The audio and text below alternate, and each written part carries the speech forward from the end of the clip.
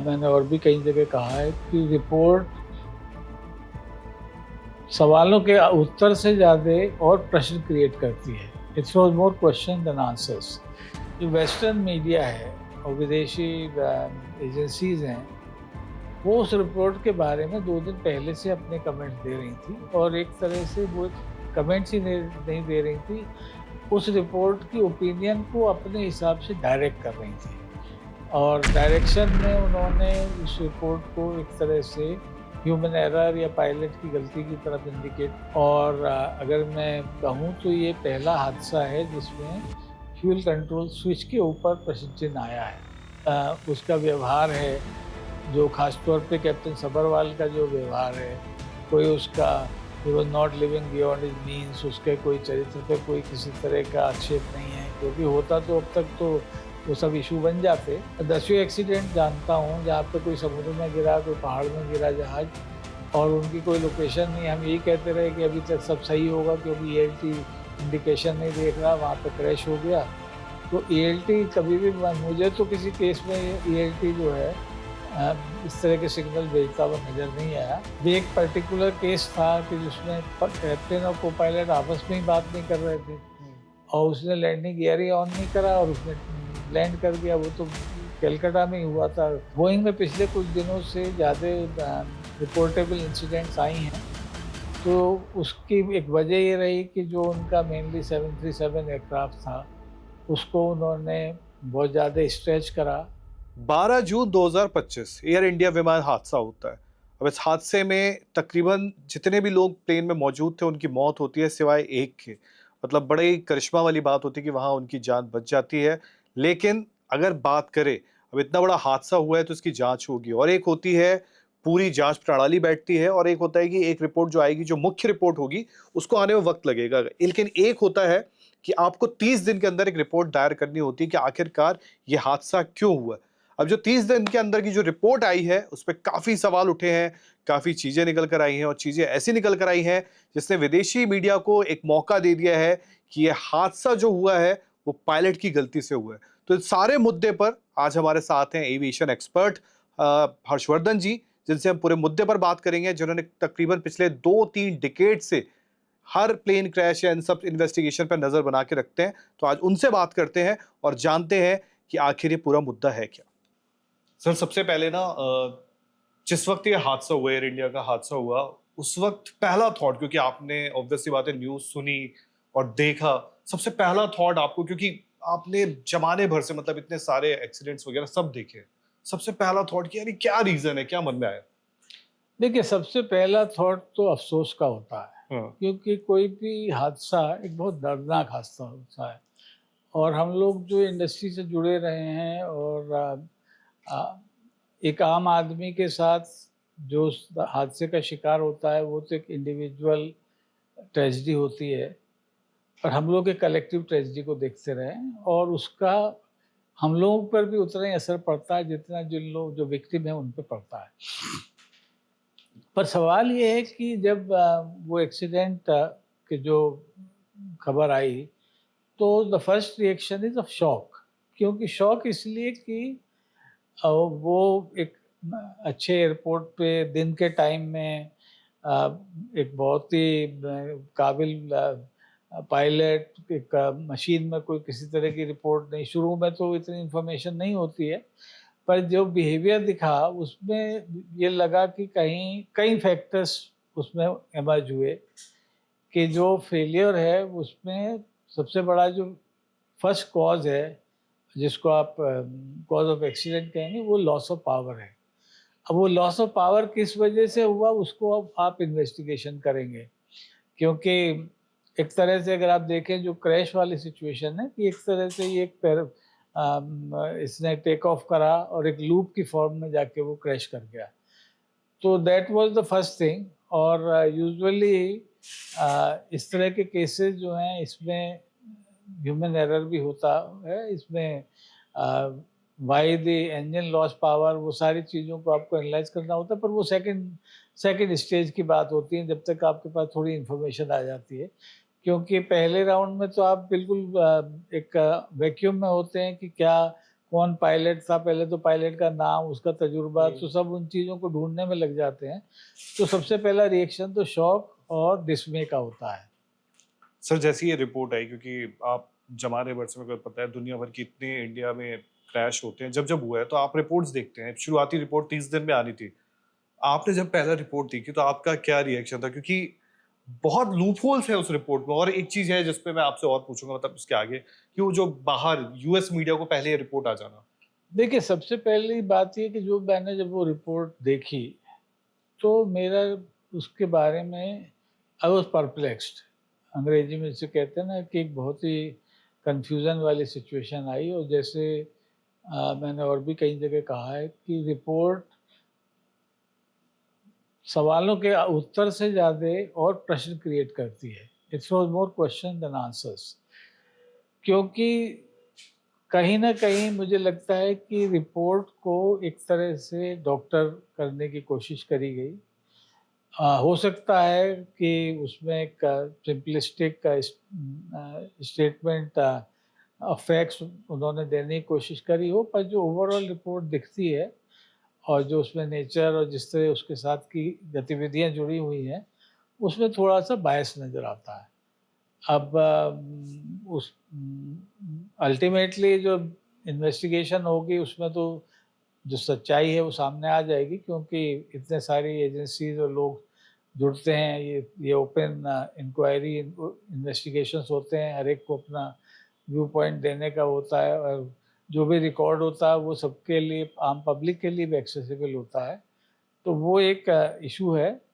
और aircraft accident and investigation bureau एक independent agency है, पर उनका अभी जो एक्सीडेंट इन्वेस्टिगेशन में इतना बड़ा हादसा उनके क्रिएशन के बाद ये पहला मौका है जिसमें उन्हें ये करना पड़ रहा है। हालांकि पुराने तजुर्बेकार लोग उससे जुड़े हुए हैं। तो सबसे पहली बात तो ये कि जो रिपोर्ट है वो उसमें उसको जो आधी रात के बाद सैटरडे मॉर्निंग को जो उन्होंने रिलीज़ करा, वो अपने आप में एक प्रश्न चिन्ह बनाता है। क्योंकि आपके पास आप जानते हैं हिंदुस्तान में जो ऑफिस हैं वो मंडे से फ्राइडे तक खुलते हैं, 6 बजे सरकारी दफ्तर बंद हो जाते हैं। तो इतने लेट उसको रिलीज़ करना, तो मैं ये समझता हूँ कि शायद उन्हें फाइनल करने में थोड़ा टाइम लगा होगा।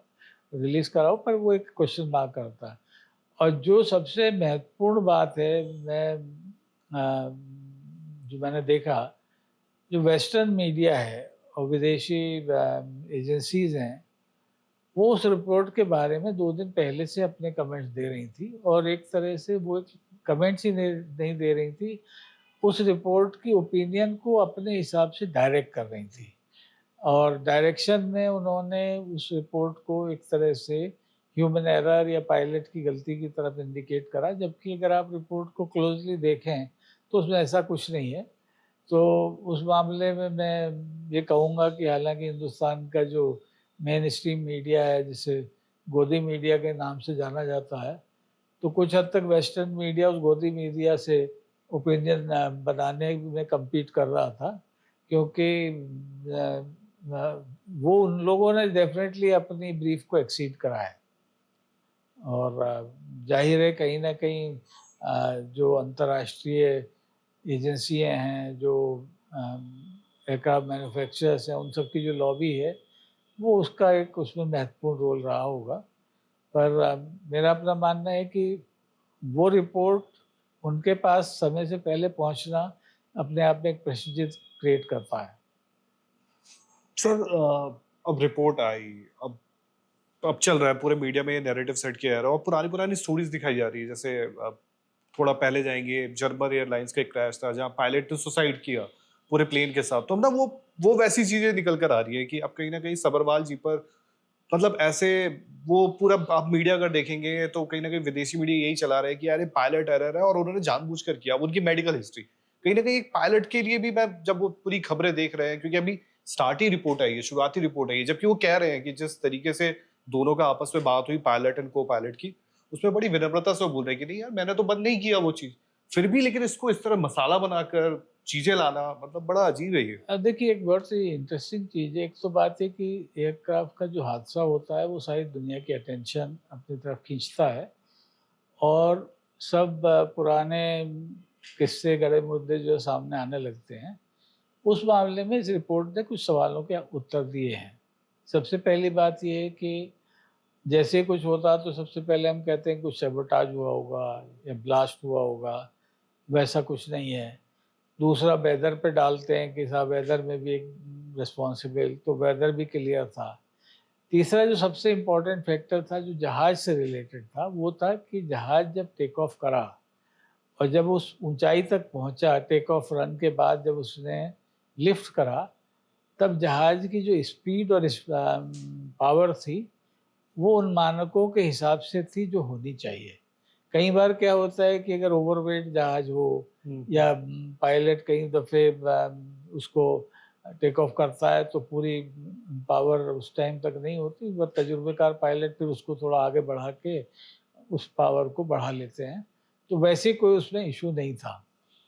अब उसमें जो सारा कुछ दारोमदार आ गया है वो सिर्फ 2 इश्यूज़ पे आ गया है, जो सरफेस पे भी दिख रहे हैं। हालाँकि इन्वेस्टिगेशन में वो बाद में जाएँगे, उस पे हम अब चर्चा भी करेंगे। 2 फैक्टर रह गए हैं कि एक तो जो हमारा फ्यूल कंट्रोल स्विच है, वो बंद हुआ और फिर चालू हुआ और दूसरा पायलट का बिहेवियर, इन अ वे कि कौन उसके लिए ज़िम्मेदार है।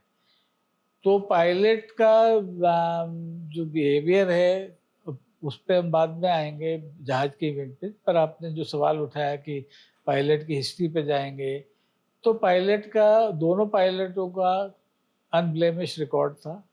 इस जहाज़ की कोई हिस्ट्री ऐसी नहीं थी जिसमें कोई एक्सीडेंट या इंसिडेंट प्रोन कुछ स्थिति दिखाई जाए। सर्विसेबिलिटी पूरी थी। बोइंग 787 के जितने जहाज़ आज तक उड़ते रहे हैं उनमें कोई किसी तरह की खामी इस तरह की देखने को नहीं मिली। और अगर मैं कहूँ तो ये पहला हादसा है जिसमें फ्यूल कंट्रोल स्विच के ऊपर प्रश्न चिन्ह आया है। इतने दुनिया में हज़ारों एक्सीडेंट हुए हैं, आज तक कभी ऐसा केस नहीं आया। तो इसलिए मैं इस पर्टिकुलर इंस्टेंस को हमेशा एक आइसोलेटेड या फ्रीकिश इंसिडेंट मानता हूँ। और ये फ्रीकिश है इसलिए इसकी इन्वेस्टिगेशन और इसका जो एक्चुअल आउटकम निकालने के लिए आपके एफर्ट भी ज़्यादा लगेंगे। पायलट का मानसिकता के बारे में जितने उसका व्यवहार है, जो ख़ास तौर पे कैप्टन सब्बरवाल का जो व्यवहार है, कोई उसका he was not living beyond his means, उसके कोई चरित्र पे कोई किसी तरह का आक्षेप नहीं है, क्योंकि होता तो अब तक तो वो सब इश्यू बन जाते। और मैं बहुत सारे उसके कलीग्स को एयर इंडिया में मैं भी जानता हूँ और मेरे समय में तो वो नहीं था, पर बाद में जो मेरे परिचय के बहुत सारे पायलट हैं जो थे, उन सबसे मैंने पूछा, सबने कहा बहुत ही सज्जन और बड़ा ही डिसिप्लिन्ड और कॉन्शियस पायलट था। तो अब इस तरह के चार्ज अननेसेसरी अपनी गलती छिपाने के लिए किसी दूसरे आदमी को बदनाम करना मेरे हिसाब से अनुचित है। उसको आप इन्वेस्टिगेशन में रखिए, आप अभी उसको रूल आउट नहीं कर सकते, क्योंकि जब तक आपकी इन्वेस्टिगेशन की फाइनल फाइंडिंग्स नहीं आती, तो जहाज का हर एलिमेंट, पायलट है, ग्राउंड कंट्रोल टावर है, रनवे की सिचुएशन है, हर चीज़ जो है is suspect till you come to a final conclusion. पर you cannot point finger at one कि he may be the main culprit, that is not the right way to do it. Sir जो fuel gauge को लेके बात आ रही है, वैसे वो बड़ा, उसको अब तो दुनिया ने देख भी लिया, वो लॉकिंग सिस्टम वाला बड़ा होता है। बट 2018-19 में एक रिपोर्ट आई थी जिसमें FAA ने एडवाइजरी दी थी कि मतलब इनका जो बोइंग का ये है, इसमें कहीं ना कहीं, अब क्योंकि रातों रात वो बदल तो सकते नहीं थे क्योंकि दुनिया भर में आपके प्लेन्स हैं, तो उन्होंने एडवाइजरी दी थी अगर कहीं किसी को तकलीफ आ रही हो तो उसमें पहले से ध्यान दे। और जो आप बता रहे कि ये पहली बार ऐसा इतिहास में हुआ ही है कि उस चीज को लेके आया है। और अब आप देख भी रहे न्यूज में लगातार ये भी है कि अब हाँ ओके, वो जो उसका जो मेल फंक्शन वाला इशू है उस पर देखा भी जा रहा है, वो बार बार उस पर नजर भी रख रहे हैं कि अब आगे ना हो एटलीस्ट ये कोई चीज या किसी और के साथ हादसा ना घट जाए ऐसा। क्योंकि उन्होंने एडवाइजरी दे दी थी पहले कि अगर किसी को ये तकलीफ आ रही है, किसी एयरलाइन में तकलीफ आ रही है, क्योंकि 787 के स्टार्टिंग में कुछ था उसके प्लेन्स में मैन्युफैक्चरिंग का। नहीं, देखिए ऐसा है कि सबसे पहले तो हम मेन फैक्ट्स की बात करें। टोटल एक्सीडेंट की जो फोकस है वो एक 10 सेकंड के अंतराल पे है। Yes sir. उस 10 सेकंड में उनका कहना है कि पायलट ने टेक ऑफ करा और उसको फ्यूल स्विच जो थे वो डिस्कनेक्ट हो गए और फिर कुछ सेकंड के बाद वो फिर चालू हो गए। अब वो डिस्कनेक्शन के हम let's take a worst case scenario कि वो पायलट ने करा, तो मैं वहाँ ये कहना चाहता हूँ कि ये कोई एक तो ऐसा नहीं है कि साहब बिजली का स्विच है ऑन एंड ऑफ का कि आपने हाँ। बटन दबाया या गलती से आपका हाथ लग गया, क्योंकि तो ओवरहेड पैनल पे होता है। दूसरा फिर इसका लीवर होता है, आपको उसको खींच के उसे लेवल पे ले जाना होता है, तब उसका कट ऑफ होता है। जनरली उसको आप जब वो जहाज पूरे गंतव्य पे जाके खड़ा हो जाता है और उसमें फिर उसे बंद करा जाता है सारे फंक्शन को, तो ये आखिरी काम होता है जो को पायलट करता है to switch off the engine. तो अब दूसरी बात ये है कि दूसरा जो स्विच है वो पहले स्विच के 1 सेकंड के अंदर अंदर बंद हुआ। अगर क्योंकि उसमें इतनी सारी प्रोसेस इन्वॉल्व है, उसे आप हाथ से उठाइए, उसकी पोजीशन चेंज करिए, फिर उसे कट ऑफ करिए, 1 सेकंड में तो आप उसे हाथ से ही नहीं उठा सकते। तो उसमें सबसे पहला पॉइंट ये है कि वो उसको किसी ह्यूमन इंटरवेंशन पे डायरेक्ट करना मेरे ख्याल से अभी थोड़ा जल्दबाजी होगी, because we need to investigate it कि व्हाट कॉज्ड इट। दूसरी बात ये है कि उसके बाद एक और जो इम्पोर्टेंट फैक्टर है जो रेट, जिससे उसके जो ऑक्सिलरी पावर है, जो दोनों इंजन की फेलियर की वजह से अपने आप चालू हो जाती है, वो ऑटोमेटिकली चला। तो कहीं ना कहीं उसने सेंसर से देखा कि कोई इंटरनल मैकेनिज्म में गड़बड़ है, that is how rate became operational. ये एक बहुत सिग्निफिकेंट फैक्टर है। तीसरा फैक्टर ये है कि जब रिकवरी एक्शन में दोनों इंजनों को चलाया गया तो एक इंजन ने तो पावर ली, दूसरा इंजन जो है वो पावर ले नहीं पाया जितनी आपको जरूरत थी, इसीलिए वो जाके जो है इम्पैक्ट कर गया। तो अब ये सारा दारोमदार आपकी इन्वेस्टिगेशन का इस चीज को ढूंढने में है। अब इसमें जो आपने बताया कि भाई 2018 में, तो 2018 में जो एक एडवाइजरी आई थी वो 787 की वजह से नहीं आई थी। इसमें कॉमन ये जो फ्यूल कंट्रोल स्विच है ये 737 के साथ कॉमन है। वहाँ पे कहीं उनको एक आध महसूस हुआ था, पर वो उसको कोई फॉलो अप नहीं किया गया और वो कोई एडवाइजरी भी सीरियस नेचर की नहीं थी, it was very recommendatory nature.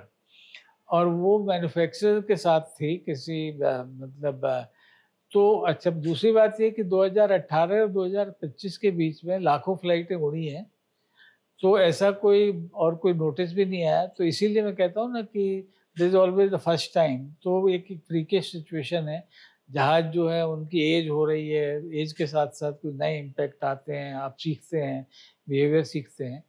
तो जैसे मैंने जिस तरह का वो पावर लॉस हुआ वो 3 फैक्टर्स की वजह से हो सकता है, हाइड्रोलिक फेलियर हो, इलेक्ट्रिकल फेलियर हो या बोथ इंजन फेलियर हो। अब हाइड्रोलिक फेलियर तो इसलिए आप रूल आउट करते हैं कि वो दोनों उसके जो फ्लैप्स वगैरह हैं वो सब सही इंटैक्ट पाए गए। दूसरा ये है कि इलेक्ट्रिकल फेलियर जो है उसको अभी आप इन्वेस्टिगेशन करेंगे कि वो it can be a secondary cause.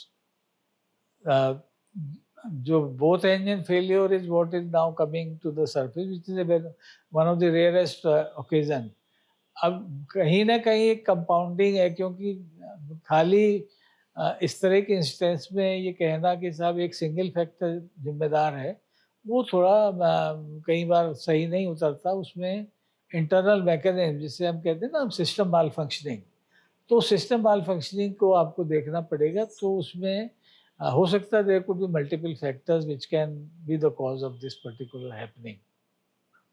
Sir अब आपके नज़र से मतलब आपका ये मानना है कि कहीं ना कहीं एक इतने देख के एक्सपीरियंस होता है, रिपोर्ट आई है, क्या रिपोर्ट के अपने अपनी चीजें चल रही है, रिपोर्ट पे सवाल भी है रिपोर्ट, बट आपको ये लगता है कि ये पायलट एरर से ज्यादा ये कहीं ना कहीं एक आप कह सकते हैं मेल फंक्शन काइंड ऑफ है ये? देखिए ऐसा है ना कि अभी तक मैंने कहा शुरू में भी कहा था कि फोकस सिर्फ 2 ही एलिमेंट पे आ गया है, एक एक पायलट। पायलट बिहेवियर और दूसरा सिस्टम माल फंक्शन। जो रिपोर्ट है वो कहीं भी इस बात को स्ट्रेस नहीं कर रही है कि system mall function is a की इन्वेस्टिगेशन एरिया। हाँ। दूसरा जो इम्पोर्टेंट फैक्टर है वो ये है कि in the end of report आप देखेंगे कि एक बड़ी सुपरफ्लुअस लाइन उन्होंने लिखी है कि साहब हमने किसी एयरक्राफ्ट मैन्युफैक्चरर को या इंजन मैन्युफैक्चरर को या किसी एजेंसी को कोई करेक्टिव एक्शन लेने की एडवाइस नहीं दी है। तो यहाँ मैं दर्शकों को ये बताना चाहूँगा कि एक तो ये उनके अधिकार क्षेत्र में नहीं है, क्योंकि अगर आप किसी तरह की आपके मान लीजिए कोग्निजेबल फैक्टर भी आपके नोटिस में आया तो उस पर जो ऑपरेटर को या मैन्युफैक्चरर को जो करेक्टिव एक्शन की एडवाइस है या कुछ सर्विस बुलेटिन इशू करने का राइट है वो या तो उस कंट्री के डीजीसीए के पास होता है या एफए यासा के पास होता है और या फिर मैन्युफैक्चरर के पास होता है। तो वो एक सुपरफ्लुअस है और वही वहीं पे आके उनके थोड़ा बिहेवियर पे एक क्वेश्चन मार्क लगता है, क्योंकि जिस चीज़ पे आपका कोई लेना देना नहीं उस पर आपको कमेंट करने को मतलब आपका अधिकार ही नहीं है। भाई आप ऐसा है ना कि आपके पड़ोस का कोई मकान है और आप कहें कि नहीं जी मैं तो इस मकान मालिक से कुछ कहता ही नहीं हूँ, भाई आपका कोई राइट ही नहीं कुछ कहने का, तो फिर मतलब आप जबरदस्ती तू कौन मैं खामखा वाली बात कर रहे हैं। और दूसरी बात ये कि थोड़ा सा मैं benefit of doubt aircraft investigation agency को भी देता हूँ कि अभी बहुत जल्दी है, इसमें बहुत डेटा आपको एसिमुलेट करना होता है, इन्वेस्टिगेशन करना होता है, जितने उनके कंपोनेंट हैं उन सब कंपोनेंट को इंडिविजुअल जितने आप लोकेट कर पाए हैं उनको देखना होता है। उन सब की रिपोर्ट जब आ जाएंगी उसके बाद आप एक डायरेक्शन में बढ़ते हैं। तो to me it is a bare status report. कोई इस पे हम लोग थोड़ा बहुत जल्दी बहुत ज़्यादा रिएक्टिव हो रहे हैं, पर इन एक्चुअल फैक्ट एक बड़ी बेसिक रिएक्टिव रिपोर्ट है। जो इंजन है वो फंक्शनल दिखे हैं, उनमें कोई कमी नहीं आई। जब वो आपको डिब्री मिली है उसमें भी आपने देखा कि जो फ्यूल कंट्रोल स्विच हैं वो देवर ऑपरेशनल ऑपरेटिंग कंडीशन। तो अब वो कहाँ पे वो माल फंक्शन हुआ है उसको देखने का एक सवाल है। आपने चर्चा में एक बार ईएलटी की बात कही थी कि ईएलटी एक्टिवेट नहीं हुआ, तो मेरा अपना तजुर्बा है कि जो ईएलटी है ये मेरे ख्याल से एक वाइट एलिफेंट हमने इस एयरक्राफ्टों में लगा रखा है। मैं 10वें एक्सीडेंट जानता हूँ जहाँ पे कोई समुद्र में गिरा, कोई पहाड़ में गिरा जहाज और उनकी कोई लोकेशन नहीं। हम यही कहते रहे कि अभी तक सब सही होगा क्योंकि ईएलटी इंडिकेशन नहीं देख रहा, वहाँ पे क्रैश हो गया। तो ईएलटी कभी भी मुझे तो किसी केस में ईएलटी जो है इस तरह के सिग्नल भेजता हुआ नज़र नहीं आया। तो I think the agencies would do well कि ईएलटी की फंक्शनिंग और उसकी सर्विसेबिलिटी एंड यूटिलिटी को एक प्रॉपर एग्जामिन करा जाए। बट सर जैसे एएलटी को लेके बात हुई, जैसे अब बोइंग है, बोइंग के अगर आप हिस्ट्री उठाएंगे, अब इनके दुनिया भर में प्लेन है, दो ही आपको भी पता है कि दो ही है, एक बोइंग है एक एयरबस है, एक यूएस का है एक यूरोपियन है। अब बोइंग के साथ ये देखने आता है कि पिछले कुछ टाइम से ना, मतलब आप अगर देखें पहले बोइंग इंजीनियर्स बनाते थे तो उनकी मतलब क्वालिटी गुणवत्ता बड़ी अच्छी होती थी, लेकिन हाल के टाइम में ना ऐसा हो चुका है कि आप आए दिन आप तो खैर रेगुलर ट्रेवल भी करते हैं, आए दिन निकल कर आते हैं, कभी एक प्लेन 36,000 फुट से डायरेक्ट 10,000 फुट पे आ गया, कहीं शेक की वजह से कुछ हो गया, मतलब बहुत अजीब अजीब सी, कहीं दरवाजे में हो गया कुछ निकल गया, मतलब ऐसी ऐसी चीजें निकल कर आती जो कभी पहले आती नहीं थी। कभी लैंडिंग गियर्स गिर जाते हैं, कभी कुछ ना कुछ, मतलब आए दिन टेक्निकल मैकेनिकल इश्यूज बहुत नॉर्मल हो गए हैं अब। नहीं देखिए ऐसा ना, उसकी वजह है, मैं इस बात को नहीं मानता कि कहीं वो सेफ्टी में कंप्रोमाइज़ है। दोनों एयरबस और बोइंग सेफ्टी कॉन्शियस ऑर्गेनाइजेशन है, पर जो आप कह रहे हैं उसका एक वजह तो ये है कि पहले के मुकाबले आज फ्लाइंग बहुत ज़्यादा हो गई है और इफ जो फ्लाइंग है वो बहुत ज़्यादा मैकेनाइज्ड हो गई है, तो उसमें सेफ्टी बढ़ी भी है और कुछ ऐसे नए चैलेंजेस आए हैं जो पहले नहीं थे। अभी आप कंटिन्यूअस कम्युनिकेशन में हैं, आपको जो मशीन है वो सारी चीज़ें ऑपरेट कर रही है। पहला सारा मैनुअल था, जॉयस्टिक से आप ऑपरेट करते थे, तब दूसरी तरह के एक्सीडेंट इंसिडेंट होते थे। आज आप इंस्ट्रूमेंट लैंडिंग कर रहे हैं, तो बहुत सारी चीज़ें सही हैं। अब इतने सब इंसिडेंट्स में जहाँ पे लाखों जहाज रोज़ लाखों फ्लाइटें रोज़ हो रही हैं, थोड़ी बहुत इंसिडेंट्स से आना तो पॉसिबल है। और कोई भी ज़ीरो एरर इंडस्ट्री नहीं है, और सेफ्टी एक ऐसा फैक्टर है, उसमें आप जितना भी इन्वेस्ट करें वही कम होता है। तो वो एक इशू है। पर दूसरा जो इम्पोर्टेंट फैक्टर है कि बोइंग में पिछले कुछ दिनों से ज़्यादा रिपोर्टेबल इंसिडेंट्स आई हैं। तो उसकी एक वजह ये रही कि जो उनका मेनली 737 एयरक्राफ्ट था, उसको उन्होंने बहुत ज़्यादा स्ट्रेच करा, और एक स्टेज के बाद उसकी जो एंड्योरेंस और कैपेसिटी है उसमें कुछ क्वेश्चन मार्क आए। आई एम श्योर उस चीज़ को बोइंग अटेंड कर रहे हैं। पर 787 तो एक ड्राइंग बोर्ड का एयरक्राफ्ट है, उसमें वो इश्यूज नहीं है जो 737 में थे। पर जहाज तो आज भी इंजीनियर्स बनाते हैं, पर पिछले कई दशकों में, क्योंकि एयरक्राफ्ट मतलब एयरक्राफ्ट या कंपनी चलाने से ज़्यादा उसकी फाइनेंशियल परफॉर्मेंस ज़्यादा इम्पोर्टेंट हो गई है, तो सभी पे प्रेशर रहता है कि वो कॉस्ट कटिंग करें, प्रोडक्शन बढ़ाएं, रिजल्ट ज़्यादा दें। तो अब हो सकता है कई दफ़े ओवरसाइट हो जाए, पर मेरा नहीं ख्याल कोई जानबूझ के करता है। उसके बावजूद भी ये सबसे सेफ इंडस्ट्री है, और हादसे तो कहीं भी हो सकते हैं। अब आपने देखा कि व्हाइट हाउस के बराबर में कंट्रोल टावर ने गलत हेलीकॉप्टर से जो हेलीकॉप्टर और उसे एयरक्राफ्ट का रीजनल जेट को साइमल्टेनियस लैंडिंग की परमिशन दे दी, जो सबसे ज़्यादा कंट्रोल्ड एरिया है दुनिया का। वहाँ पे उस तरह का हादसा हो गया, तो हादसे का एविएशन इंडस्ट्री में कहते हैं हादसे का कोई कारण नहीं होता, हादसा तो हादसा ही होता है। सर लास्ट एक कि ये एक शुरुआती रिपोर्ट है, 15 पेज की है। जो एक बड़ी रिपोर्ट आएगी शायद वो 200-250 पेज की हो।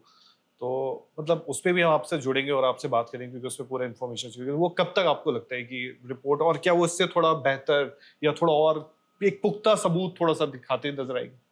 देखिए, सबसे पहली बात तो ये है कि अभी तो इन्वेस्टिगेशन सही मायनों में होनी है। अभी तो एक तरह का डेटा कलेक्शन का ही फेज़ चल रहा है और उसमें पायलट्स वगैरह भी सब जुड़ेंगे। और कई बार अभी आप देख रहे हैं पायलट भी बहुत एजिटेट हो रहे हैं।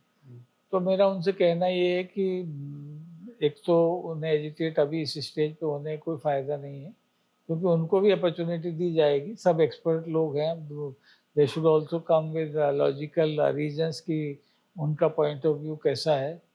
और वैसे जहाँ पे हम हमेशा वेदर या सैबोटाज या मशीन को ब्लेम करते हैं, पायलटों का भी होता है कि जहाँ पायलट एरर भी होती है, तो अभी वो जो है दूसरे को ही ब्लेम करते हैं कि साहब पायलट पे ज़बरदस्ती आप दोष मढ़ रहे हैं। तो हमें एक फेयर इन्वेस्टिगेशन की तरफ चलना चाहिए। दूसरा फैक्टर ये है कि अभी इसमें समय लगेगा, क्योंकि इस जो नेचर ऑफ एक्सीडेंट है वो किसी बहुत सिंपल सॉल्यूशन की तरफ इंडिकेट नहीं कर रहा है। उसमें आपको जाना होगा। इसमें बाकी सारे फैक्टर्स के अलावा जो सिस्टम माल फंक्शनिंग है, जिसमें सॉफ्टवेयर ग्लिचेज हैं, आपको उनको भी ज़रा सा देखना होगा। तो अभी 1 साल का समय बताते हैं उसकी इन्वेस्टिगेशन पूरी करने का, पर मेरा मानना है कि 1 साल में इसकी इन्वेस्टिगेशन पूरी होना थोड़ा मुझे मुश्किल लगता है, समय और लगेगा। तो 18 से 24 महीने में ही ये रिपोर्ट आ पाएगी, और कितनी वो उस कंक्लूज़न तक सही पहुंच पाती है, वो हम तभी देख पाएंगे जब वो रिपोर्ट आ जाएगी। बट सर अभी आपने एक पायलट की बात की, तो मैं एक सवाल और बढ़ गया मेरा। मैं एक डेटा को देख रहा था जो 1987 से, जिसमें 60 से 65% जो आता है वो पायलट्स पे डाल दिया जाता है। अगर प्लेन बच गया तो पायलट भरोसे है, और अगर एयरक्राफ्ट गिर जाता है तो पायलट्स पे डाल आ जाता है। और 5% आया केवल, अगर मैं आपको बताऊं, बाकी कुछ चीजें वेदर पे है, कुछ चीजें क्रू पे है, बट 5% ऐसा निकल गया कि एयरक्राफ्ट में कोई दिक्कत रही है या उनके इलेक्ट्रिकल या मैकेनिकल कंपोनेंट्स में कोई दिक्कत हो। ये 5% आता है केवल। नहीं, देखिए ऐसा है कि इसमें कोई दुर्भावना नहीं है। हाँ। आप अगर एक्सीडेंट्स की हिस्ट्री देखें तो 2 तरह से देखेंगे। एक तो क्या है कि 66% से के करीब जो दुर्घटनाएँ होती हैं, वो टेक ऑफ और लैंडिंग के टाइम होती हैं। क्योंकि वो समय ऐसा होता है कि मशीन और जो ऑपरेटर है, जो पायलट है, वो सबसे ज़्यादा प्रेशर में होता है। दूसरी बात ये है कि अगर मशीन ठीक तरह से चली है, तो उसको चलाने की ज़िम्मेदारी ह्यूमन फैक्टर की होती है। आपको सिर्फ़ ट्रेनिंग भी इसीलिए दी जाती है, आप खुद जानते हैं कि पायलट को एक बहुत अच्छा कंपनसेशन पैकेज दिया जाता है, उनके फ्लाइंग आवर्स गवर्न्ड हैं, रेस्ट आवर्स गवर्न्ड हैं, तो उनकी देखभाल में भी कोई कमी नहीं है। तो ये फैक्ट भी सही है कि अ, काफ़ी हद तक जो एक्चुअल एक्सीडेंट्स की जो कारण होते हैं, उनमें ह्यूमन फैक्टर इन्वॉल्व होता है। अब एक पर्टिकुलर केस था कि जिसमें कैप्टन और को-पायलट आपस में ही बात नहीं कर रहे थे और उसने लैंडिंग गियर ही ऑन नहीं करा और उसने लैंड कर दिया। वो तो कलकत्ता में ही हुआ था कुछ साल पहले। वो तो ईश्वर की कृपा से वो खाली जहाज़ को ही डैमेज हुआ, पैसेंजर बच गए। तो अब उसमें तो आप मशीन को ब्लेम नहीं कर सकते। तो जो मैकेनिकल एरर है मशीन की, वो 16 से 17% होती है। पर ज़्यादातर जो फेल्योर है, उसमें जो रोल है, वो ह्यूमन एलिमेंट का अभी तक ज़्यादा आया है। ठीक है sir. Thank you. Thank you बहुत सर। आपके दर्शकों को मेरा धन्यवाद।